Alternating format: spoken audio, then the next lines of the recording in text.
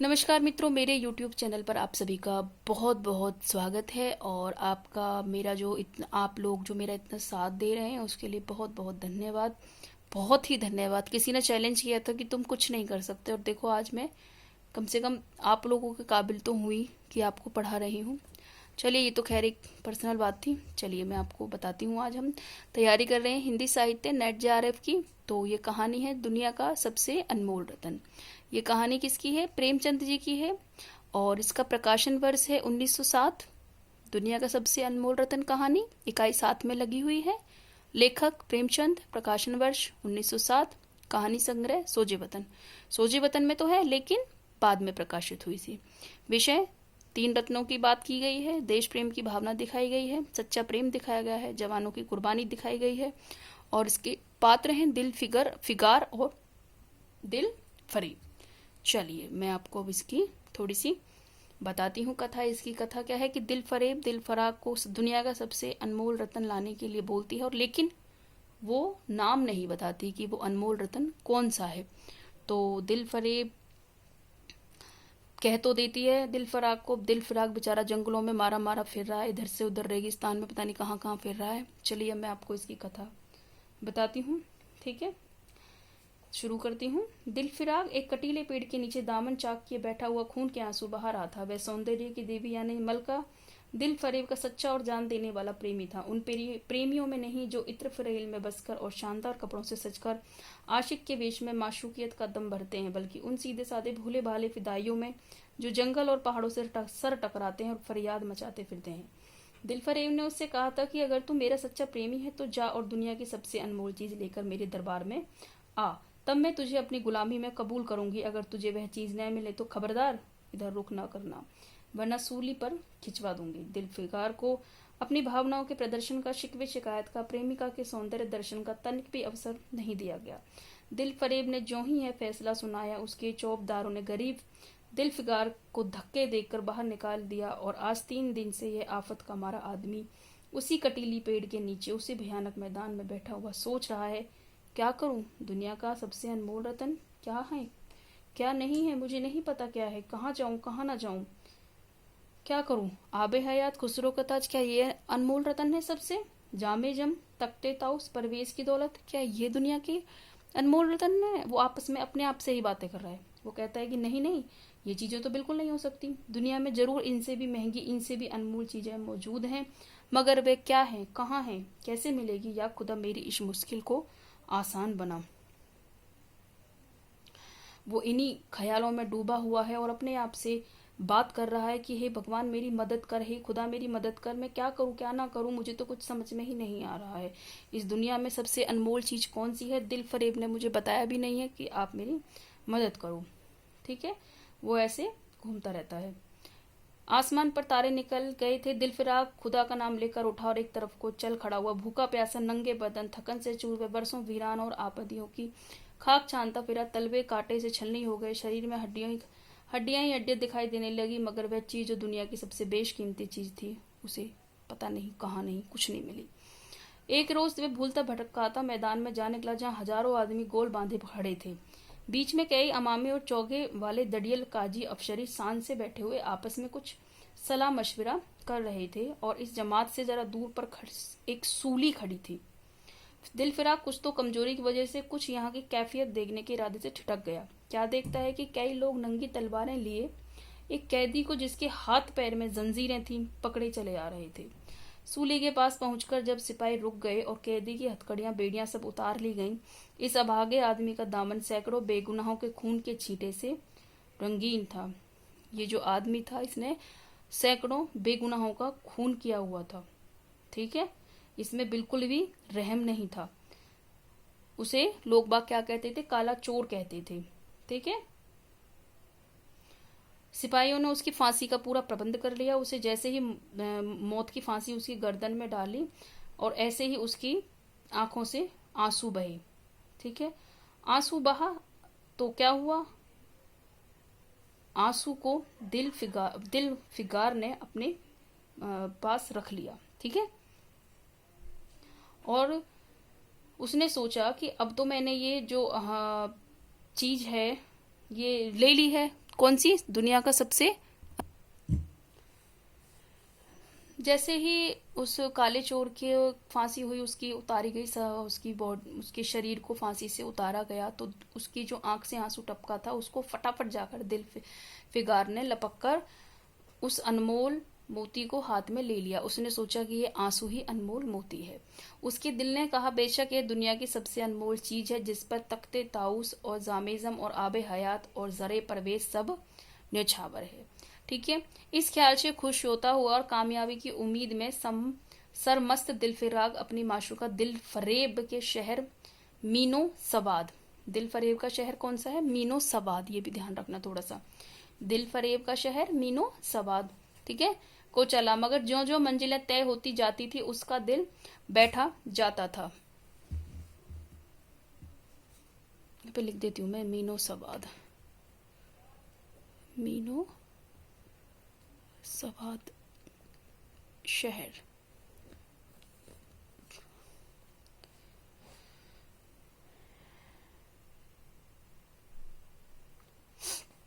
मगर जो जो मंजिलें तय होती जाती थी उसका दिल बैठ जाता था कि कहीं उस चीज की जिसे मैं दुनिया की सबसे बेशकीमती चीज समझता हूँ, दिल फरेब की आंखों में कदर न हुई तो मैं फांसी पर चढ़ा दिया जाऊंगा और इस दुनिया से नामुराद जाऊंगा। लेकिन जो हो सो हो, अब तो किस्मत आजमाई ही। आखिरकार पहाड़ और दरिया तय करते शहर मीनो सवाद में आ पहुंचा और दिल फरेब की ड्योढ़ी पर जाकर विनती की कि थकान से टूटा हुआ दिल फिगार खुदा के फजल से हुक्म की तालीम करके आया है और आपके कदम चूमता है।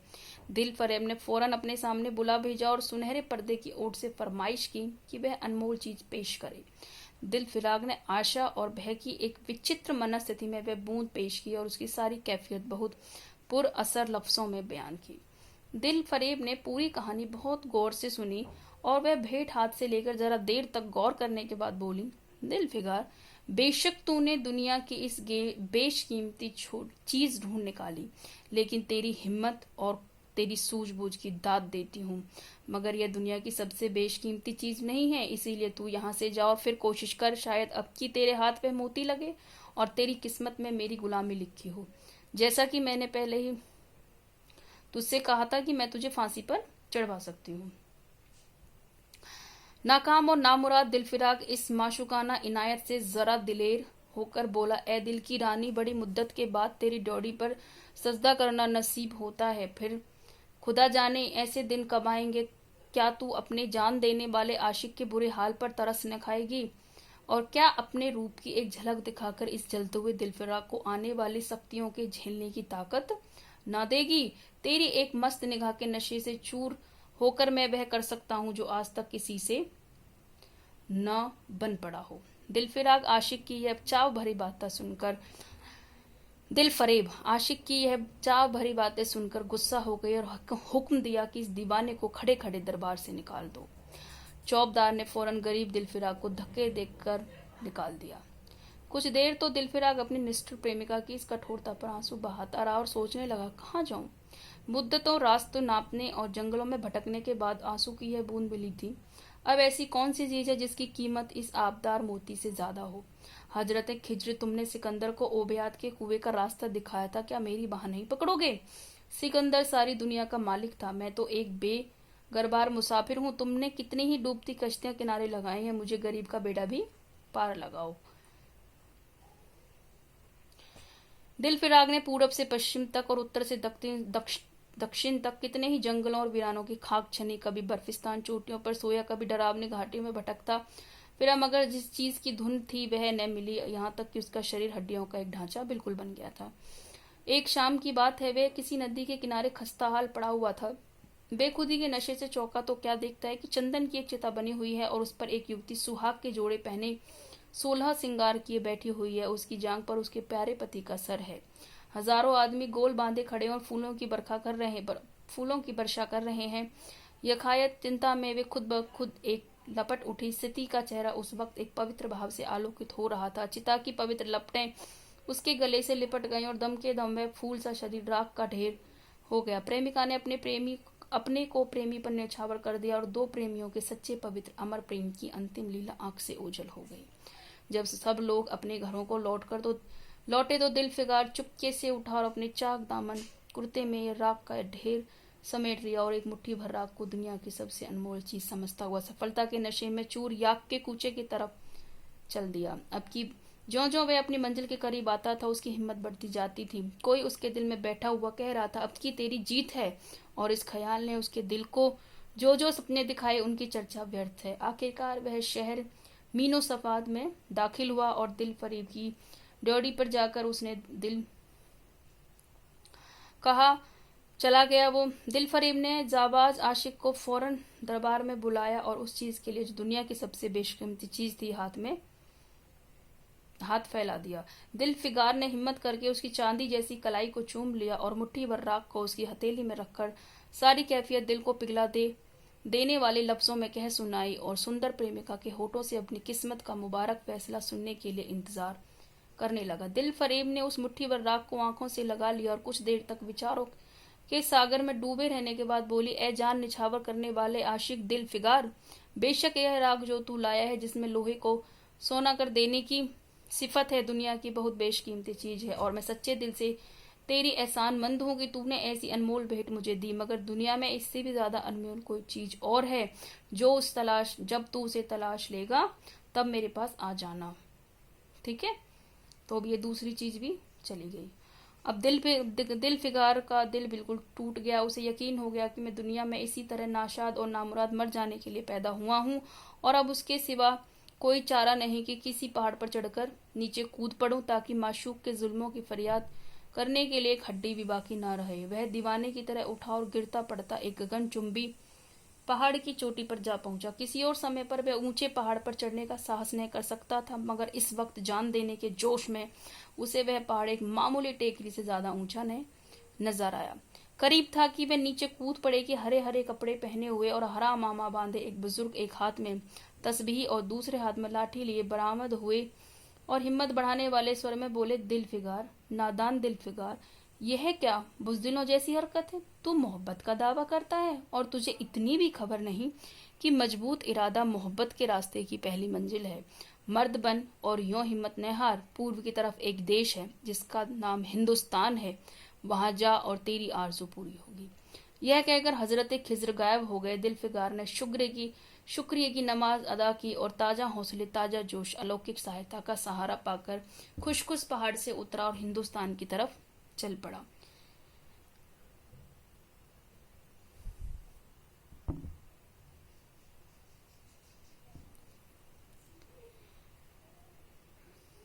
मुद्दतों तक कांटे से भरे हुए जंगलों, आग बरसाने वाले रेगिस्तानों, कठिन घाटियों और अलग पर्वतों को तय करने के बाद दिल फिराग हिंद की एक पाक